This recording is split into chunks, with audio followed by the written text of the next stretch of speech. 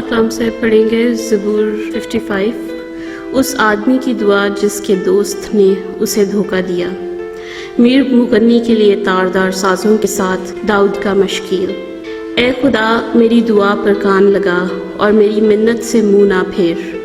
میری طرف متوجہ ہو اور مجھے جواب دے۔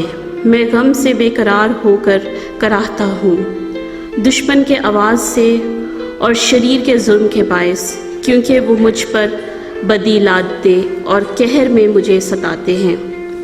میرا دل مجھ میں بےتاب ہے اور موت کا ہول مجھ پر چھا گیا ہے۔ خوف اور کپکپی مجھ پر طاری ہے، ہیبت نے مجھے دبا لیا ہے۔ اور میں نے کہا کاش کہ کبوتر کی طرح میرے پر ہوتے، تو میں اڑ جاتا اور آرام پاتا۔ پھر تو میں دور نکل جاتا اور بیابان میں بسیرا کرتا۔ میں آندھی کے جھونکے اور طوفان سے کسی پناہ کی جگہ میں بھاگ جاتا۔ اے خداوند، ان کو ہلاک کر اور ان کی زبان میں تفرقہ ڈال، کیونکہ میں نے شہر میں ظلم اور جھگڑا دیکھا ہے۔ دن رات وہ اس کی فصیل پر گشت لگاتے ہیں، بدی اور فساد اس کے اندر ہیں، شرارت اس کے بیچ میں بسی ہوئی ہے، ستم اور فریب اس کے کوچوں سے دور نہیں ہوتے۔ جس نے مجھے ملامت کی وہ دشمن نہ تھا، ورنہ میں اس کو برداشت کر لیتا، اور جس نے میرے خلاف تکبر کیا وہ مجھ سے عداوت رکھنے والا نہ تھا، نہیں تو میں اس سے چھپ جاتا۔ بلکہ وہ تو ہی تھا جو میرا ہم سفر، میرا رفیق اور دلی دوست تھا۔ ہماری باہمی گفتگو شیریں تھی اور ہجوم کے ساتھ خدا کے گھر میں پھرتے تھے۔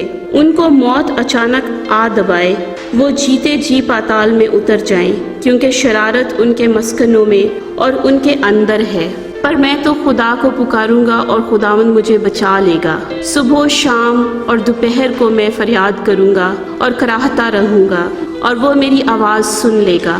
اس نے اس لڑائی سے جو میرے خلاف تھی میری جان کو سلامت چھڑا لیا، کیونکہ مجھ سے جھگڑا کرنے والے بہت تھے۔ خدا تو قدیم سے ہے، سن لے گا اور ان کو جواب دے گا۔ یہ وہ ہیں جن کے لیے انقلاب نہیں اور جو خدا سے نہیں ڈرتے۔ اس شخص نے ایسوں پر ہاتھ بڑھایا ہے جو اس سے صلح رکھتے ہیں۔ اس نے اپنے عہد کو توڑ دیا ہے۔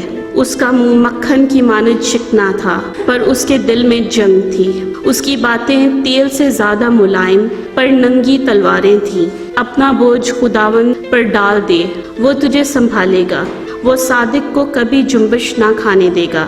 لیکن اے خداوند، تو ان کو ہلاکت کے گھڑے میں اتارے گا۔ خونی اور دغا باز اپنی آدھی عمر تک بھی جیتے نہ رہیں گے، پر میں تجھ پر توکل کروں گا۔ خدا ان کے پاک کلام کے پڑھے جانے اور سنے جانے پر خدا کی برکت۔